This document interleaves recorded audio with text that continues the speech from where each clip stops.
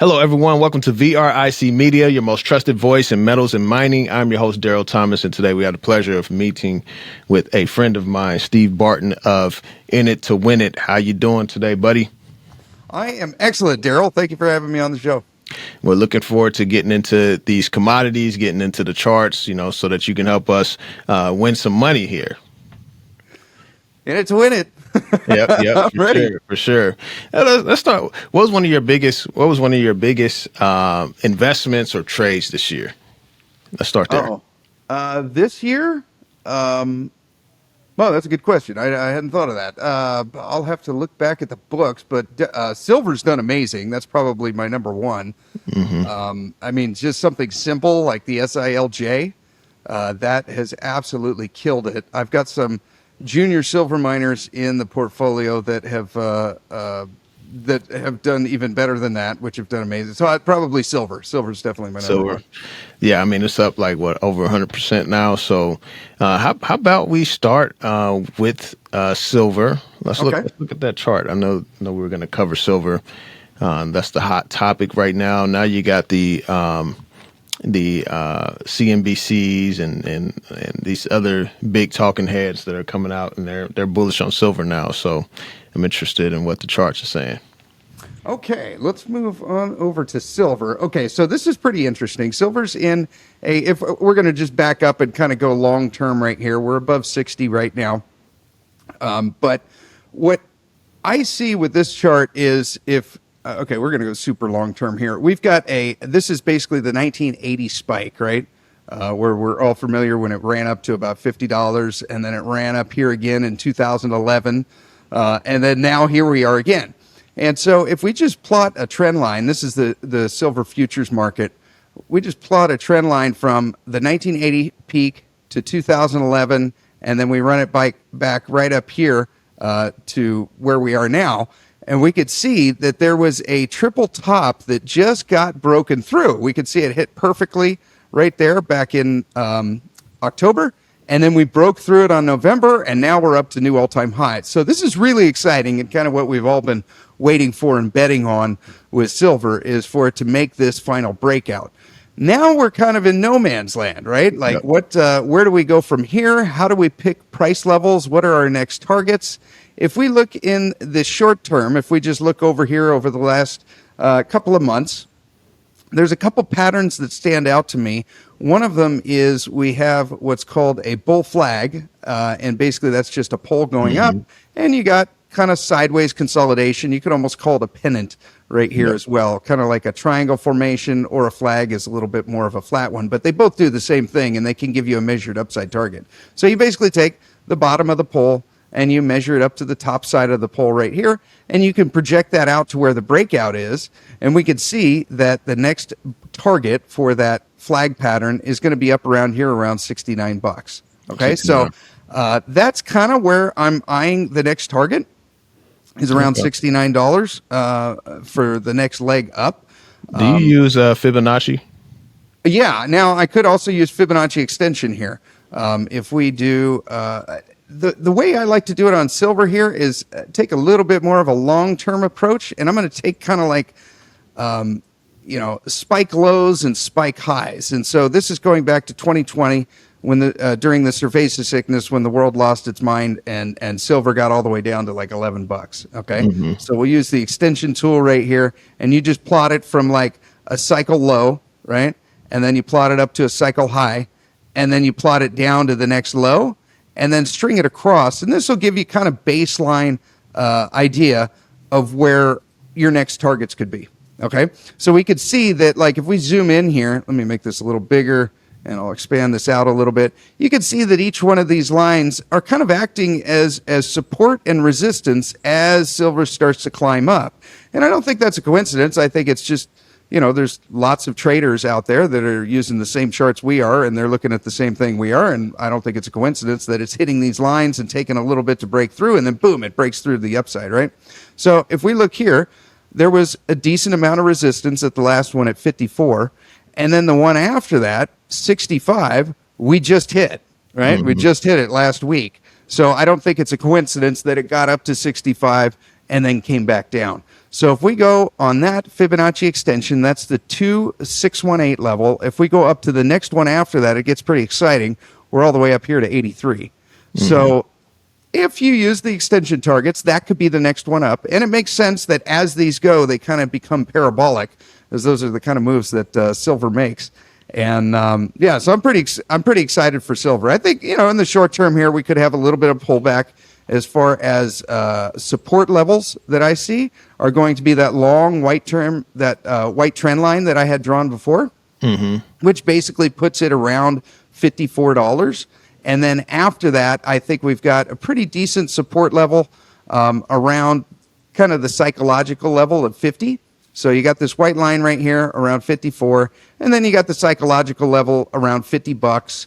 And after that, I think we could have some support around 48. There's a decent amount of support there around 48. And then after that, which in my mind would be a back up the truck moment, is if it corrected all the way down here to the 200 moving average down to $40. I think that would be, it'd probably take some kind of liquidity crisis or something to get to that level. But I think that'd be an amazing buying opportunity. I don't think it'll happen, but I could fully see a correction down here to 50, 54, somewhere in this range. But if not, those are the next levels that I'm looking at. Yeah, I was curious in your perspective on the moving averages. So oftentimes traders will use the moving average to kind of position themselves for a specific trade. How does the moving average play? What role does that play in a chart like this, where now we're in no man's land? Obviously there's silver's never been this high before, measured in dollars. And so how are you viewing the moving averages in this particular dynamic? I would just look at them as I'll zoom in here just a little bit so it's easier to see. I would look at them as levels of support. So if we were to retrace down to here, I kind of like to time several things up together, like those Fibonacci levels that I just showed you, right? So if we were to run from the last low up here to the high, I would try to time a Fibonacci retracement with one of these moving averages, right? So this light blue one here is 20, the next one is 50, and this one down here is 200. Those are the three most common moving averages that traders use, and so those are the three that I keep on my charts, right? We want to look at, like, what is everyone looking at, because this kind of becomes this self-fulfilling prophecy that when all the traders see a price action of something getting down to the 200 moving average, the algorithms are just instinctively buying, right? They're programmed to do that. So you want to do the same thing. You basically jump on the train and you ride it, right? So for something like this as an example, I would be looking at that as a level of support right there, the rising 20-day moving average. Then I'd be looking at this one, the rising 50-day moving average. And then this one down here, the rising 200-day moving average. So if you could get some kind of correlation, like maybe a lot of price action going back and there happens to be a moving average there, that gives you a little bit more conviction. Does that make sense? Gotcha. Okay. So, and that's why you mentioned, like, if, we came down to that 200 moving average, you would be backing up the truck, and that's in that scenario, because, like, obviously that's a huge discount, from where we are today, but we know that, typically algorithms would say, hey, this is where you buy, Yeah. And you can see it right here. Look at the 50 moving average. So price action hit there and bounced, hit there and bounced, hit there and bounced. What, you just think this isn't a coincidence. You know what I mean? Got within pennies of it, bounced, hit it, bounced. Like, yep. Other people are seeing the same thing I am, and they're hitting the buy button. That's all that's happening. That's all that is. Exactly. Okay. So just curious in your perspective on silver fundamentals. So obviously we have the price targets from what the charts are telling us with Fibonacci, as well as taking the measured move from the recent bull flag. So I'm curious in your perspective on the fundamental aspect of silver, and if you have any outlook going into next year from that perspective.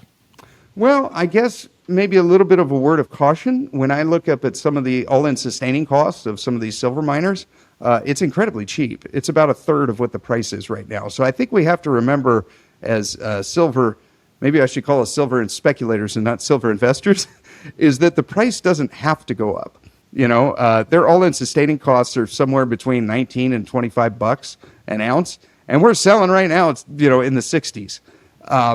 it doesn't have to go up anymore. I think the main reason that it is going up is, from what I can tell, it doesn't look like there's this huge industrial demand.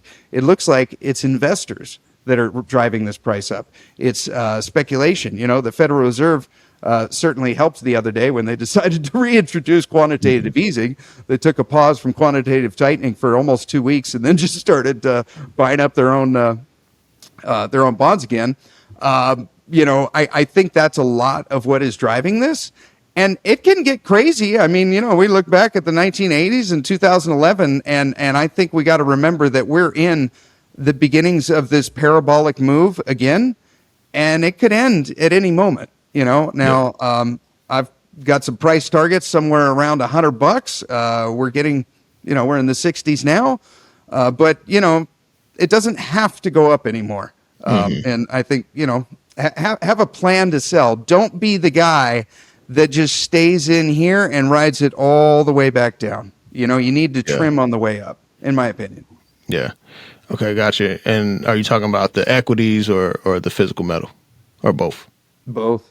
Yeah. Both. Okay, gotcha. Both. Yeah. All right, so what's your view on the industrial demand? So you mentioned like you're not seeing as much in industrial. So like obviously in 2021 we had the Wall Street silver squeeze. That was investor demand, but they were barely able to move the needle to get it above, you know, $30 an ounce or get it close to there. And then now we've doubled that. You know, and from the statistics from like the Silver Institute with the 5 years of deficits coming out of the mines, silver being a byproduct of mining other metals and such. And then also the projections of solar and all of this demand, absent of a recession, right, from industries. And so I'm just curious in how you're factoring that into like your mental model, or are you just mostly just looking at the charts? Most of what I do is look at the charts, but also with my subscribers, they're constantly sending me information and stuff they're saying, and none of it, I'm not seeing any industrial, you know, when we see things like, I don't know, Microsoft is, you know, buying a silver mine or, you know, things like that. I think that will be a clue like, hey, probably time to cut and run here. Probably time to get rid of almost every single silver miner you have and let it go and contemplate even selling maybe some of your physical. I haven't seen any of that. All I've seen are rocket ships, and I've seen, you know, investors talking about how it has to go higher, and that's about it. But when you look at the all-in sustaining costs, like I said, it's a third of what it is right now. When we were back here in 2022, and silver got down to $18 an ounce, the all-in sustaining cost was 19. It had to go up. It doesn't have to go up anymore.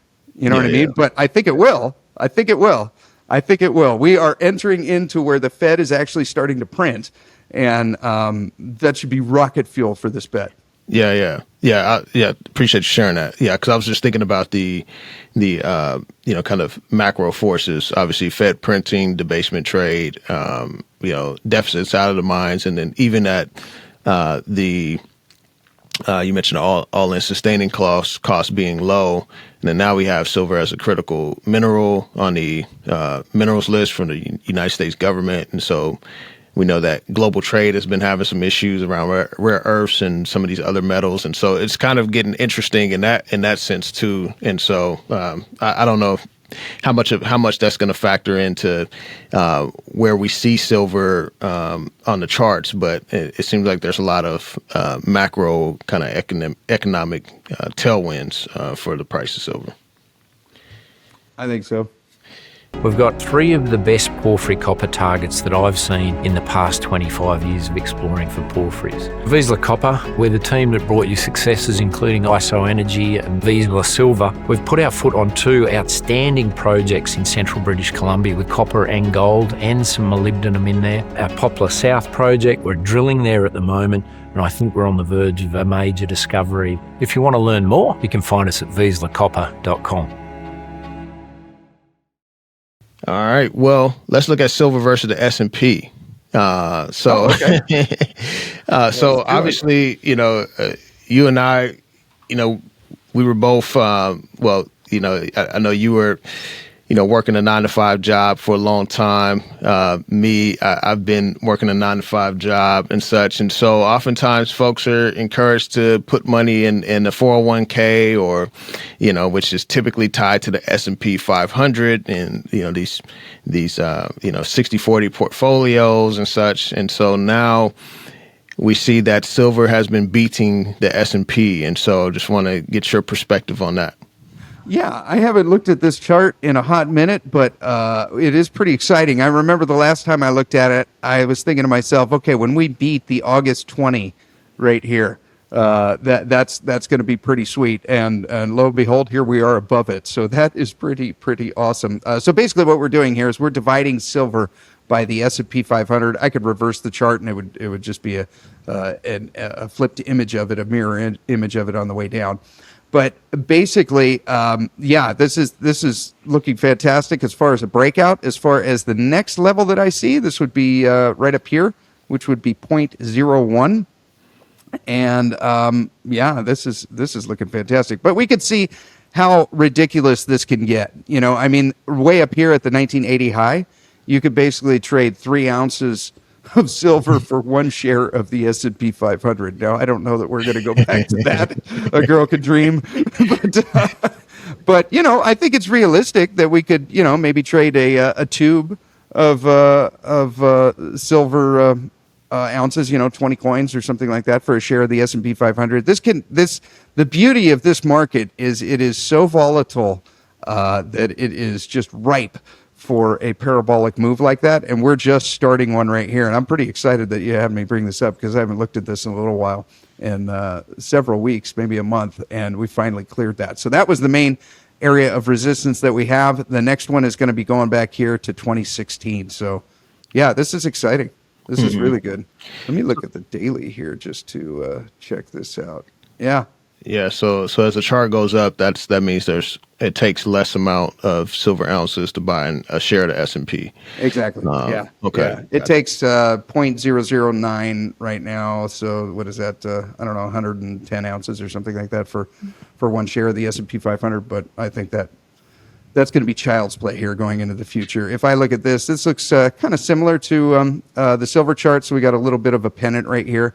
So the next shot up could look something like this, and that would fit the breakout.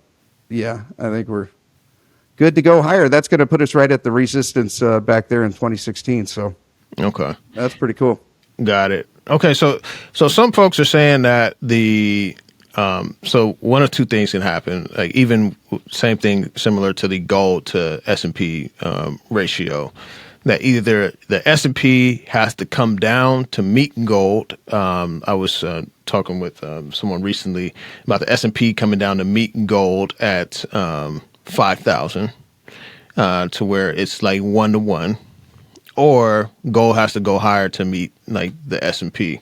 And so just curious if you have any perspective there, because obviously the S&P is at, still hovering near all-time highs. If we have a huge sell-off, obviously everything's going to get hit, especially if it's a liquidity shock. But just kind of wondering if you see this gap closing a lot more. Yeah, I think so. I mean, when I look at this chart, okay, let me just give your viewers a long-term view of it here.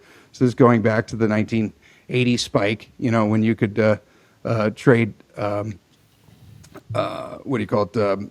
It would take 7 ounces of gold for 1 share. It's pretty impressive.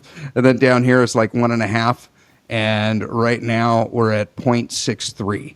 So even if we just go back to 2011, I think this could be pretty nice. What we've got right here, short term, is we have what's called a double top. And all that is the price action. And this is a ratio chart, but price action goes up, gets rejected, comes back down, and then now it's building up.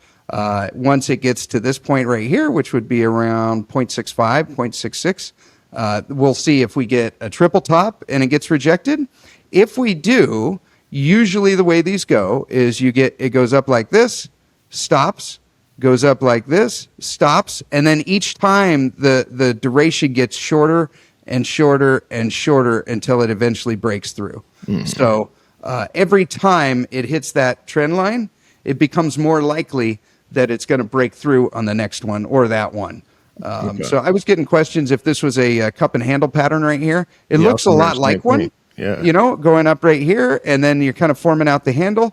The problem with this is it's gotten, it's retraced too much. So you can do a quick sanity check of a cup and handle by just measuring with Fibonacci retracement from the bottom of the cup to the top right side. And if it comes down lower than the 50% mark, which in this case is 0.587, then it's not a cup and handle. So you'll see it retrace down to the 618 and then bounced up. So not technically a cup and handle, but this is a very bullish looking chart. Yeah, make no mistake. This is, in all likelihood, this is going up. Yeah, gotcha. And so the silver inflation adjusted price would suggest that silver is still undervalued, and I think the inflation adjusted price would be somewhere around $200 an ounce. Then obviously we have the gold to silver ratio, which is still pretty high. And so just wondering if you have any perspective there, or if that's something you look at or not.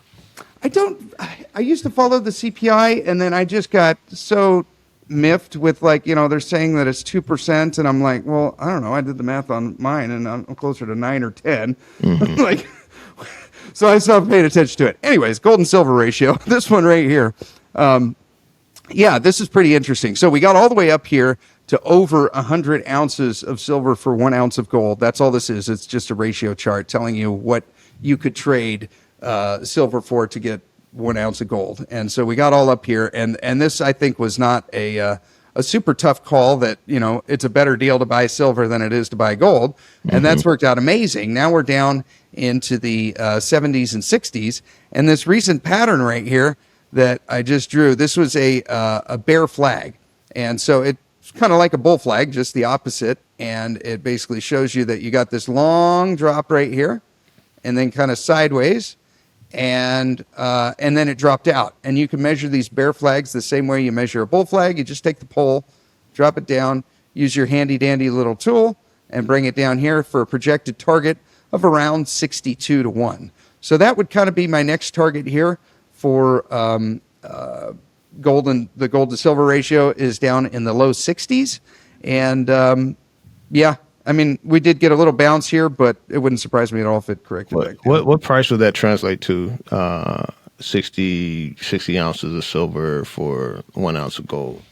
I don't know. I'd have to use I don't got my calculator with me right now. You know, hey, you're supposed to know this stuff off the top of your head. Yeah, off the top of my head, huh? 4333 divided by 60. 72. 72? Yeah. Okay. Yeah, and that's almost in line with I mean, it's around the range of the earlier measured move that you put on a chart. But I think that was like 69 or something like that. Okay, cool. So yeah, let's go ahead and transition to gold.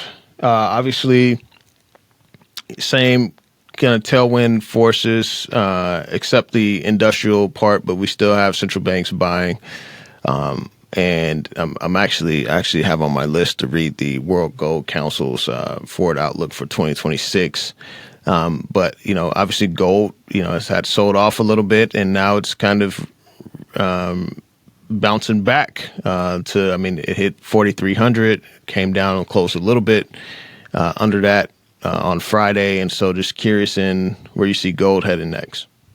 Yeah, this one is a different chart, but very bullish nonetheless. So basically, we had this run up all the way up here to on the futures, $2 shy of 4,400, and then we had a little bit of consolidation, kind of sideways. So basically, where I see gold right now is kind of like where we were from April all the way until August. See, we just kind of did this bullish consolidation sideways here, and it just went that way for months.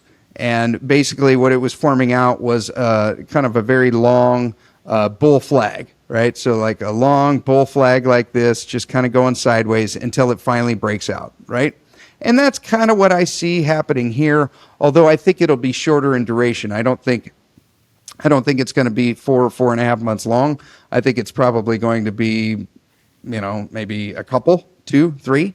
And I see the same kind of thing. I just basically see like bullish consolidation here going sideways until we break out to the next level, which almost happened the other day. I mean, this got up to, in the futures market, it got up to 43.87, so it got $13 shy of 4,400. Pretty cool. We might be getting close to that breakout there. There's a couple of ways that you could measure where we think it could go. You have kind of like a triangle pattern here. Actually, let me use the straight line, then it'll be a little bit clearer. You kind of have a triangle pattern right here, right? And you could take the last run up from basically the base here to the top and then measure it on the breakout, and that could give you the next target for gold. This is one way of doing it, like that. I think this is probably the most common way that the traders would measure this, and this would bring us up to around 5,200. So that could be the next measured move in gold right there. Another way that you could do it is you could use the Fibonacci extension tool, like we're doing before. And if I bring that out to very long term, and the measured move that I like to do on this one is like silver, the extreme. So I'm going to take the bottom of silver here when it was down around $1,000, run it up to the top side of the cup and then back down, and then we'll get a whole bunch of levels, and that could give us some other price targets. And so we run here. Oops, wrong tool. Extension. There we go. That one up to the top and then down to the bottom, string it over.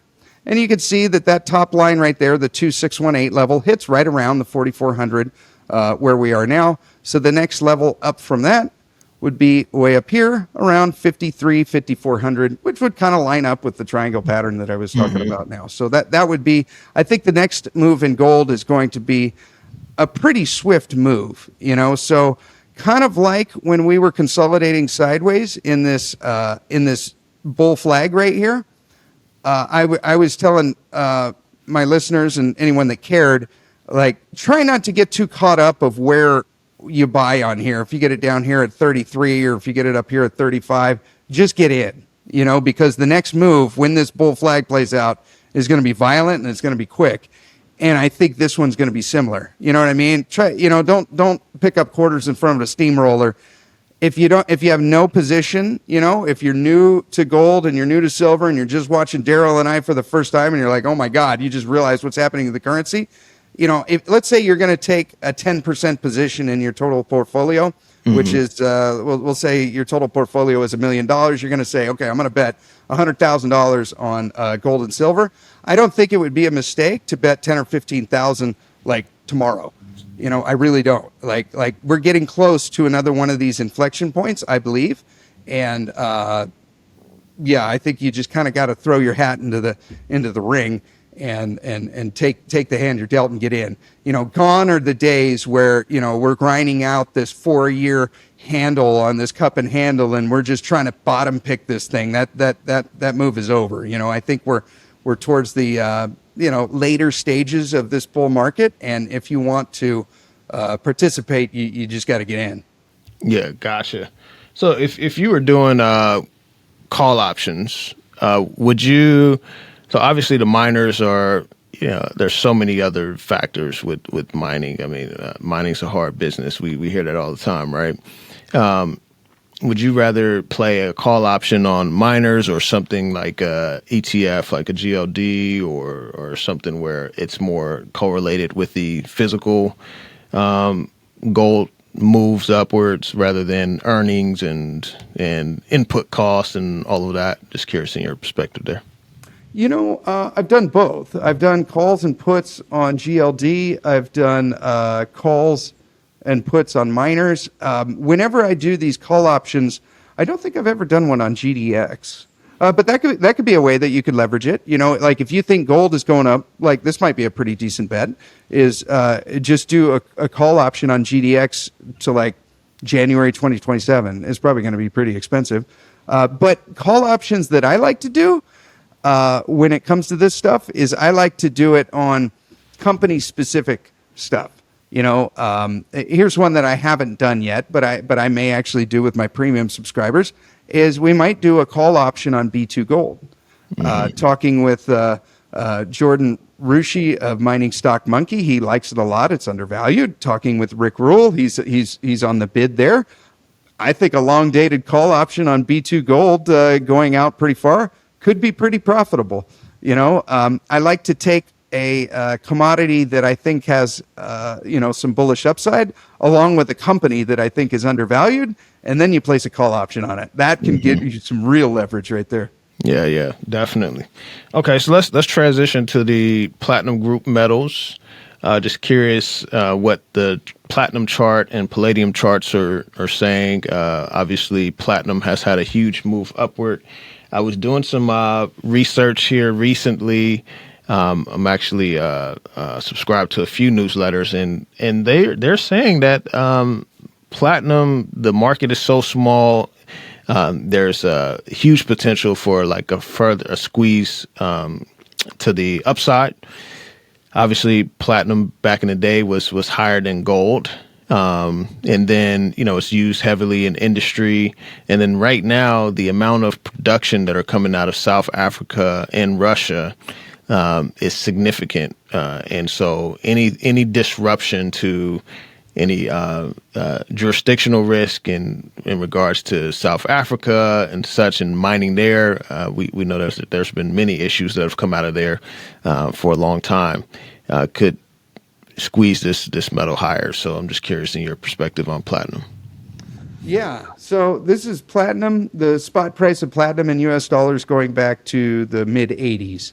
And we can see we had a nice little spike up here in 2008, a massive fall, and since then we just haven't been able to reach that high of north of $2,000. It got up to $2,300 and then just pretty rapidly just fell out of bed. That created this kind of downward channel trend line that we finally broke this year, which was awesome. It happened in May of this year, and since then it's on. Okay, we're in a bull market in platinum, and it's looking fantastic on the charts. And what's happened pretty recently with platinum, we had that nice spike up, came back down, kind of consolidated sideways, spiked up again, and we got up to the high of $1,770, consolidated back down. This is the daily chart, kind of followed that 50-day moving average, and just last week we spiked above that and got above $1,800, which is really cool because the last time we were at this price level was way back here in 2011. In September of 2011 was the last time we were at $1,800, mm-hmm. and we're finally at $1,800 again today, 14 years later. And I think this is the beginning stages of the next move up in platinum. Basically, what we need to see is a weekly close above this line right here, above 1770. And, we're sitting at 1768 right now, so probably going to happen. Yeah. And I think, a weekly close above this line basically means all systems are go, next level up is coming. Yeah. So I've been looking at the Sprott Physical Platinum and Palladium Trust SPPP.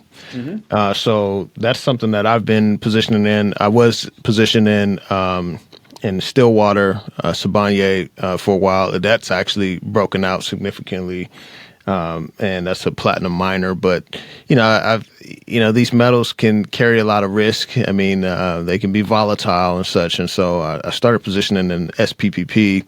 Just curious in what you're seeing on the charts with this one. Yeah, I was in this one for a while and just buying it down here. And then I ended up getting out right here and rotating fully into PPLT.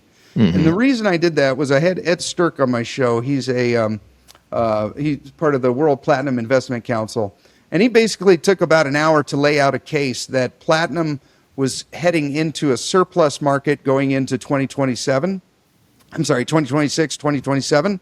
And platinum was going to be in a deficit, a continuing deficit until the foreseeable future, which he went out to 2029. And I'm like, well, maybe I should only be betting on platinum. So after that, I got out of this thing, and I guess the joke's on me because it's continued to run up. But as far as what I see on this chart, this is interesting. I haven't looked at this one in a little bit. Looks pretty similar to. So what we have here is the beginning stages of like kind of a cupish pattern, right? So it's got to be in a bullish uptrend. So it's a rising price action, and then you start to form out the cup. And now we've just gotten right here. So we'll see. It'll be really interesting to see if we get the handle forming out or not. Immediately, what stands out to me right now is we've just got a little bit of a bull flag / pennant right here. So it may just, this may be the next move up in this right here. If we take from the pole there up to the top part of the pennant of the flag and extend that up, then we can see that we could have an upside target here of $16.35. And that would still play in line with the cup and handle pattern. The right side of the cup can be higher than the left side of the cup. So if it goes like this and then goes up to that 1635 level and then it starts to break out with the handle, that could play in as well. But a pretty bullish looking chart. And you got to be watching right here. You got the basically a double top.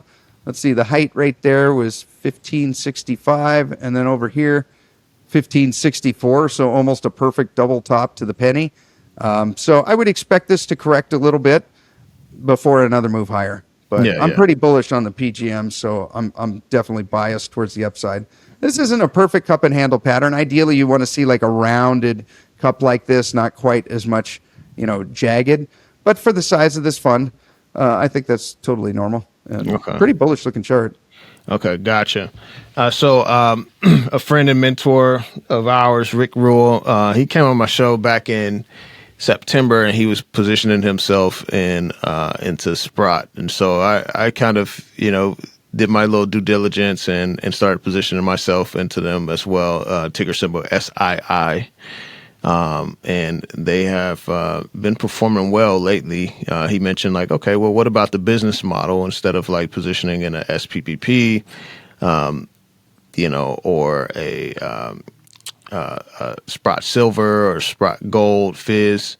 How about owning the business that actually, owns the trust and the physical trust that are these other, ticker symbols are based on? And so, yeah, just curious what the charts tell you on this one. I mean, this one it's moved significantly. Yeah. When did you get in this thing? In September? Back in September, yeah. Oh, nice catch, man. Wow. Okay. Well, some things that you definitely got a cup pattern right here with the handle that wasn't violated, so you could have a pretty good upside target on that. Not ideal that it went up and corrected back down. I mean, we could do a measured upside target on it. So basically what I'm seeing here is you got the rising price action in a bullish uptrend. This is what you want a cup pattern to look like. See how it's all nice and rounded? It's not all jagged. This is pretty nice. There's the handle right there. We can sanity check it by making sure that it doesn't go below the 50% mark, and it actually hits on the perfect spot. It hits right down here at the 38.2% retracement. That's ideally how far you want the handle to retrace down. Yeah. So if we do an upside target on this and we just run from the bottom to the top and then extend it out to the breakout, which would be that same level, you could have an upside target here of $117. We're at the low 90s right now. So that looks pretty good. If we want to do some extensions, where would I take the low? I'd probably take the low here, up to there, and down to there.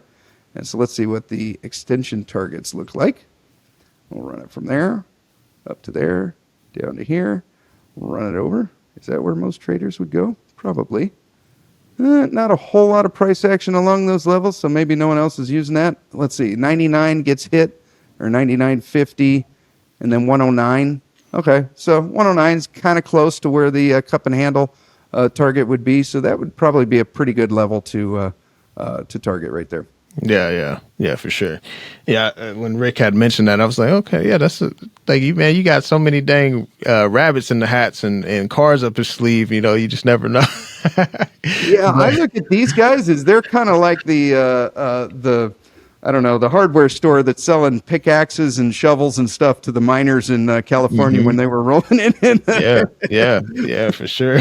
So yeah, that's true. Okay, so looking at. We covered platinum. Curious what Palladium's showing. I mean, obviously there's a different kind of narrative for Palladium, but just want to ensure that the audience hears about this one. What are you seeing with Palladium? Okay, this is what I'm seeing. Okay, so Palladium doesn't have quite the history that that platinum does, as far as still pretty violent moves, but not quite like platinum did. So anyways, the last time we were at this price level, just to put it in perspective, was 2023. So it wasn't 14 years ago. It was only a few years ago. And what I see here in Palladium is basically we got a lot of support right here on this level, 1375. And that just goes back here. We've got this price spike up here in July of this year. And then it broke through it, went up, and then came back down and basically hit around the same times right there. So these are what bars or candles look like that you want to buy on. See how they kind of look like a little cross, like that one right there? Mm-hmm. And it's at the bottom of the price action? That's an easy buy signal right there, right? And here's another one right here. That's an easy buy signal right there. And as far as what I see for platinum, it looks like it's just following this 50-day moving average. I think any pullbacks to that would be a good entry point, with the caveat that if you believe Ed Sturck and that we're heading into a surplus of this thing, this is going to be short-lived. So I feel much more comfortable betting on platinum than I do palladium. But it is a pretty bullish-looking chart. The thing you're going to want to watch for that platinum has looked like it's about to break out, right? Palladium does not. We got to clear this high right here, which is 1695 on the futures market, and we're in the 1500s now. So once we get up and we close a week above 1700, I would consider that a breakout, and that could be a moment where you could buy, or retraces down here to the 50-day moving average, or retraces down here to 1375. I'd look at this as a pretty strong support level, 1375. Okay. Yeah, appreciate that. Let's go ahead and transition to uranium. So uranium, I followed the uranium market for a long time. I know a lot of the fundamentals and such. I haven't been keeping up as much in the last month or so, but just curious in what's happening with uranium. Some of the stocks move significantly. They've retraced. Right now, a lot of the attention is on gold and silver. And so just curious in what uranium's saying. Okay, yeah. So we had this wonderful spike up to over $100, which was awesome. Just a wonderful move. And then a nice consolidation all the way down here into the low 60s. And it looks like, to me, what we're doing is we're grinding out kind of a base right here, trying to find a floor in the spot price uranium, which I think personally is around $75, $76. And we can see here that we've had a run up and then come back down to around that same level, 76, and a run up and come back down to around 76 and bounce up. So I'm kind of calling that the floor right there, around 76. Looks to me like in the short term, we're on the trajectory up, and we'll go up. Initially, what we're going to want to watch for is any resistance right around there, which by the time it got there would probably be around $80. Mm-hmm. So that's basically what I see with the spot price of uranium. I think we got to be careful with going too much by this chart right here, because if we go to the daily, you could see that there's just these little ticks, and this is just moment in time reporting of very, very small transactions that are happening. And I think it's much more instructive to go by this chart, which is the Sprott Physical Uranium Trust. I think this is a much better way to gauge what the actual price of uranium is. And it's also showing that there's probably a floor around $76.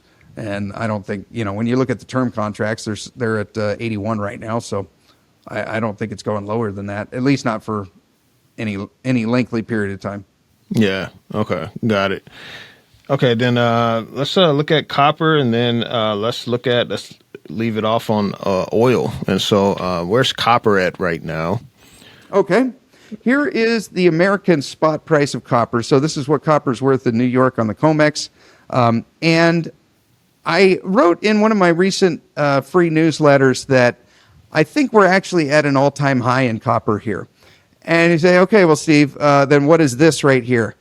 This is what I call the tariff tantrum. I think we kind of have to give this one a hall pass, right? This is when Trump was holding up his chalkboard saying that we're going to tariff this island of penguins 136%. And he just happened to say in passing, right, that he's going to, he could fully see putting a 50% tariff on copper, and the futures market just went insane, right?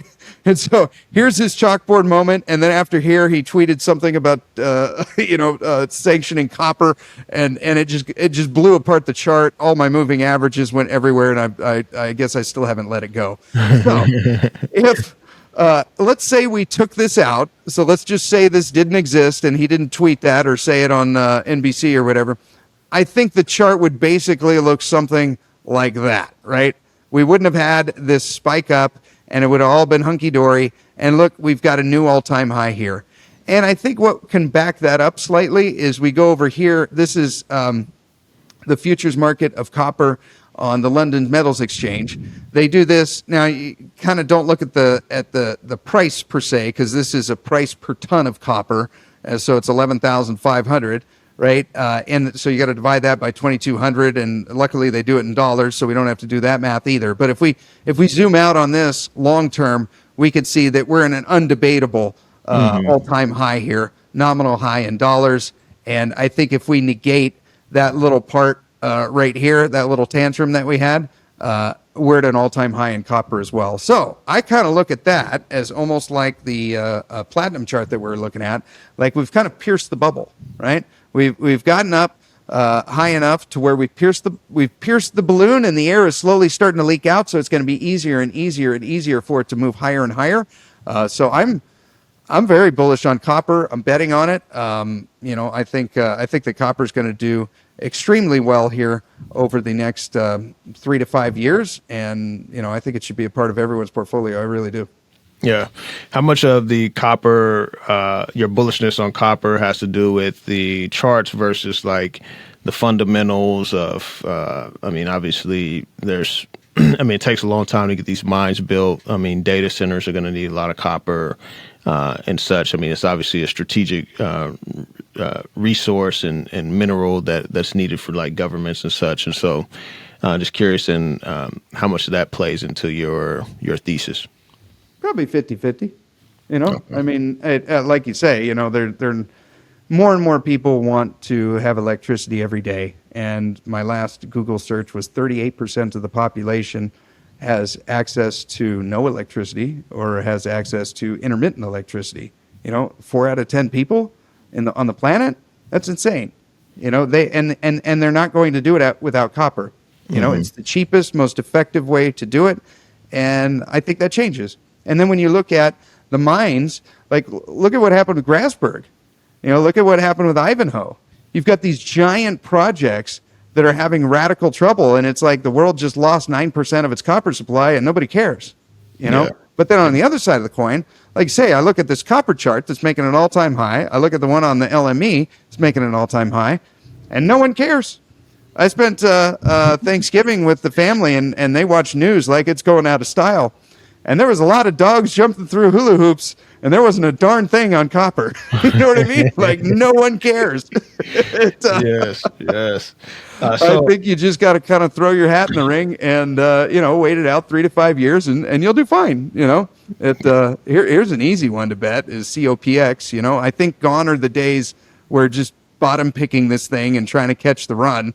Now we're up here. We're in a breakout. I think it's kind of in the same, not quite the same ballpark as gold and silver, but I don't think, if you're same reasoning, let's say you want 10% of your portfolio to be copper, I don't think it's a mistake to make of that percentage, take 10 or 15% of a slug like tomorrow. Mm-hmm. I don't think that would be a huge error over the next 3 to 5 years. Yeah. And obviously, copper being so in used so much in industry, recession keeps it's like the boogeyman that just keeps it's like the dark cloud that keeps hovering over the metal, like, okay, what if we get recession? So that's been kind of like interesting for me, especially even looking at oil. So let's go ahead and transition to oil. Oil has obviously been in a downtrend for a little while. It had that spike in 2021 or something. It went above $100. 22, yeah, 22, and it's been in a downtrend for a while. Obviously, the folks that we are connected to, Rick and many others, are buying oil and natural gas. I actually subscribe to Bill Bonner's newsletter, and they're looking at oil as well. And so, just curious in what these charts are saying to you. Yeah, so you definitely call it. We have been in a downtrend here since about 2022. So we had that nice spike up. I unloaded most of my oil equities, and since then we've just kind of been grinding down here. You know, we had a little spike up right here back in June of 2025. That was with the turmoil in the Straits of Hormuz, and then we're just on our way down right here. So basically, where is the bottom in oil is essentially what we're trying to find, right? Like, how do we call the bottom in oil? I really don't know, but it does look to me like it's going to go lower. So the way I treated gold and silver with this one was I understood the fundamentals enough. I understood the basics enough that I believed that it would turn. And what I did was I basically buy more as it gets cheaper. You know, I'm in the same camp as you. I think that some of these select oil companies are going to do amazing over the next half a decade. Although I think 2026 maybe, you know, they might get hit pretty good, especially going into recession. So this is kind of how I'm looking at it right here. So this is the XLE ETF. This is a really easy ETF to bet on for oil. What make up about 40% of this ETF is Exxon and Chevron, the two best oil companies on the planet, right? So I look at it like this, and this is how I do it on my show, is I put these red lines, yellow lines, and green lines, right? So the red line is kind of your starter position, right? And the yellow line is like, okay, I'm about halfway there.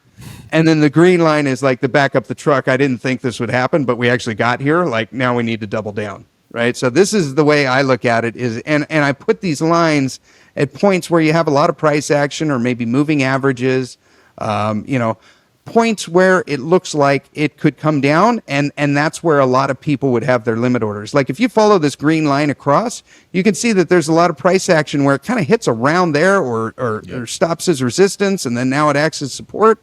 So it makes sense that a lot of people would have their limit orders right there at $42.50. You know, I don't think it's a coincidence that it gets down right here to $44 and then makes a bounce. You know what I mean? So you just get on that train and like take a 10% position here, a 40% position here, and a 50% position there. Boom, you're in 100%. You got your full bet, and then you're in. So I'm with you. I think that oil is going to do amazing here over the next half a decade, although I'm a little bearish here over the next 6 months to a year or so. Yeah, there's a chart. Well, there's been some posts on X going around about it costs 1 ounce of silver to buy a barrel of oil. So I'm just curious in what that silver to oil ratio historically looks like. We will pull it up right here, sir, and remove all doubt. And there you go. So what we've got here is basically this is showing that we're dividing silver by oil. So 1 ounce of silver divided by 1 barrel of oil. And yeah, we could see that actually maybe I should do it the other way and do CL1 divided by SI1 exclamation point. There we go. And maybe this is a little bit easier to see. Boom. There we go. Okay, yeah. So you can see here that this is it's I don't think ever been this cheap other than the cerveza sickness sell-off when oil went negative, the trade of my life. Yeah, oil is extremely cheap compared to silver. Yeah, it's interesting. Yeah, I mean, like, had I really been watching this, I probably would have placed a bet on oil kind of right around there and gotten smoked. There's a lot of resistance, like right there around the 2 level, like 2 ounces of silver for 1 barrel of oil. You know, there's a lot of support around there, and that just did not hold. Yeah, definitely. Okay, well, shoot. Appreciate you for coming on the show, Steve. So where can people connect with you and subscribe to your channel? You have a newsletter. You're also doing some work in the rural classroom. And so plug the audience. Yeah, I have a YouTube channel where I go over charts just like this. I interview guys, Lobo, T. Gary, Rick Rule, basically pick their brain and try to find some of the best stocks and the best commodities that we should be focusing on. Every weekend, I do a show called Monday Market Moves, where every Sunday at 9 a.m. Pacific time, I go over all the commodities that we've gone over here, plus some ETFs and stocks that we could focus on to capitalize on those specific commodities, and price points where I think are nice entry points and price points where I think are nice exit points. I also have a free newsletter. You can sign up for that at if you go to stevebartonmoney.com. There's a free newsletter there to sign up. I've also got a premium service that where I go over specific things like maybe call options, like the B2 Gold call option that I'm contemplating on. We've got some call options on Siboney Stillwater that are working out real well right now. We're a little more active. I sold too early on Stillwater. I had call options on them. I think I sold a little too early. Okay, yeah, we're still in those ones. We got them long dated though. We had a short duration one that we sold out of for about 30%, and then we're keeping the long dated one on right now. So we'll see how that one works out. But it's looking pretty good. Yeah. So you can find all my stuff, stevebartonmoney.com. All right, sounds good. Well, you all have it. Be sure to hit the subscribe button if you have not subscribed yet, as well as click the link that is pinned in the comments below. That is to the Vancouver Resource Investment Conference. We'd love to have you there. I will be there in person, as well as some of the greats such as Rick Rule. Jay Martin will be there in person as well. We'd love to connect with you. So be sure to click that link that's pinned in the comments, and the tickets are free unless you want to be VIP. All right. So appreciate you, Steve, for coming on the show, and look forward to connecting with you again sometime. Well, thank you, Daryl. I appreciate it.